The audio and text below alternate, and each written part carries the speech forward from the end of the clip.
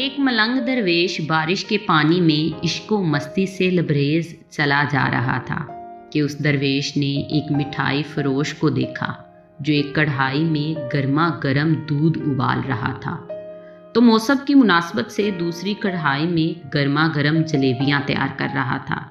ملنگ کچھ لمحوں کے لیے وہاں رک گیا، شاید بھوک کا احساس تھا یا موسم کا اثر تھا۔ ملنگ حلوائی کی بٹی کو بڑے غور سے دیکھنے لگا۔ ملنگ کچھ کھانا چاہتا تھا، لیکن ملنگ کی جیب ہی نہیں تھی تو پیسے بلا کیا ہوتے۔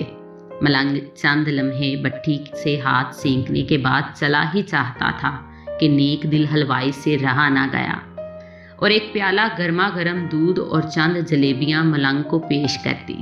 ملنگ نے گرما گرم جلیبیاں گرما گرم دودھ کے ساتھ نوش کی اور پھر ہاتھوں کو اوپر کی جانب اٹھا کر حلوائی کو دعا دیتا ہوا آگے چل دیا۔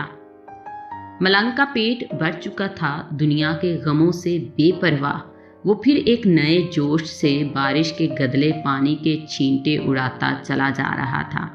وہ اس بات سے بے خبر تھا کہ ایک نوجوان نو بیاہتا جوڑا بھی بارش کے پانی سے بچتا بچاتا اس کے پیچھے چلا آ رہا ہے۔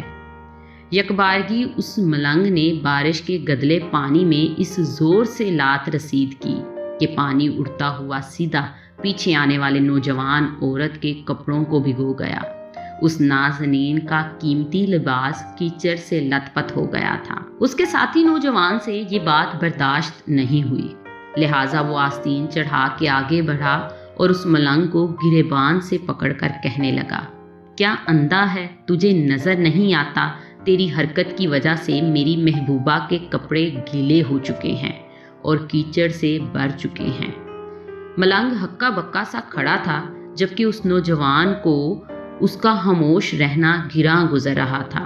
عورت نے آگے بڑھ کر نوجوان کے ہاتھوں سے ملنگ کو چھڑوانا بھی چاہا، لیکن نوجوان کی آنکھوں سے نکلتی نفرت کی چنگاڑی دیکھ کر وہ بھی دوبارہ پیچھے کھسکنے پر مجبور ہو گئی۔ راہ چلتے راہگیر بھی بے حسی سے یہ تمام منظر دیکھ رہے تھے، لیکن نوجوان کے غصے کو دیکھ کر کسی میں ہمت نہ ہوئی کہ اسے روک پاتے، اور بلا آخر طاقت کے نشے سے چور اس نوجوان نے ایک زوردار تھپڑ ملنگ کے چہرے پر جڑ دیا۔ بوڑھا ملنگ تھپڑ کی تاب نہ لا سکا اور لڑکھڑاتا ہوا کیچڑ میں جا پڑا۔ نوجوان نے جب ملنگ کو نیچے گرتا دیکھا تو مسکراتے ہوئے وہاں سے چل دیا۔ بوڑھے ملنگ نے آسمان کی جانب نگاہ اٹھائی اور اس کے لب سے نکلا، واہ میرے مالک، کبھی گرما گرم دودھ جلیبیوں کے ساتھ اور کبھی گرما گرم تھپڑ، مگر جس میں تو راضی مجھے وہی پسند ہے۔ یہ کہتا ہوا وہ پھر اپنے راستے پر چل دیا۔ دوسری جانب وہ نوجوان جوڑا جوانی کی مستی سے سرشار اپنی منزل کی طرف گامزن تھا۔ تھوڑی ہی دور چلنے کے بعد وہ ایک مکان کے سامنے پہنچ کر رک گئے۔ وہ نوجوان اپنی جیب سے چابیاں نکال کر اپنی محبوبہ سے ہنسی مذاق کرتے ہوئے اوپر والی منزل کی سیڑھیاں طے کر رہا تھا۔ بارش کے سبب سیڑھیوں پر پھسلن ہو گئی تھی۔ اچانک اس نوجوان کا پاؤں پھسلا اور وہ سیڑھیوں سے نیچے گرنے لگا۔ عورت زور زور سے شور مچا کر لوگوں کو اپنے محبوب کی جانب توجہ دلانے لگی، جس کی وجہ سے کافی لوگ فوراً مدد کے واسطے نوجوان کی طرف لپکے، لیکن دیر ہو چکی تھی۔ نوجوان کا سر پھٹ چکا تھا اور بہت زیادہ خون بہہ جانے کی وجہ سے اس کڑیل نوجوان کی موت واقع ہو چکی تھی۔ کچھ لوگوں نے دور سے آتے ملنگ کو دیکھا تو آپس میں باتیں ہونے لگیں کہ ضرور اس ملنگ نے تھپڑ کھا کر نوجوان کے لیے بد دعا کی ہے، ورنہ ایسے کڑیل نوجوان کا صرف سیڑھیوں سے گر کر مر جانا بڑی عجیب بات لگتی ہے۔ چند من چلے نوجوانوں نے یہ بات سن کر ملنگ کو گھیر لیا۔ ایک نوجوان کہنے لگا، آپ کیسے اللہ والے ہیں جو صرف ایک تھپڑ کی وجہ سے نوجوان کے لیے بد دعا کر بیٹھے؟ یہ اللہ والوں کی روش ہرگز نہیں کہ ذرا سی تکلیف پر بھی صبر نہ کر سکیں۔ وہ ملنگ کہنے لگا، خدا کی قسم میں نے اس نوجوان کے لیے ہرگز بد دعا نہیں کی۔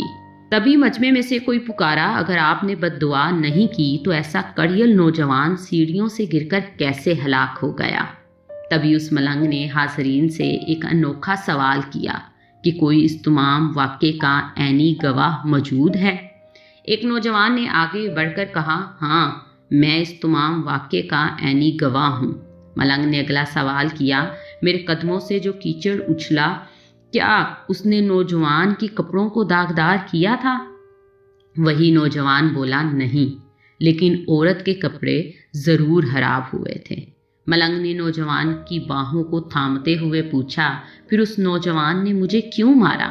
نوجوان کہنے لگا، کیونکہ وہ نوجوان اس عورت کا محبوب تھا اور وہ اس سے یہ برداشت نہیں ہوا کہ کوئی اس کے محبوب کے کپڑوں کو گندا کرے، اس لیے اپنی مشوکہ کی جانب سے اس نوجوان نے آپ کو مارا۔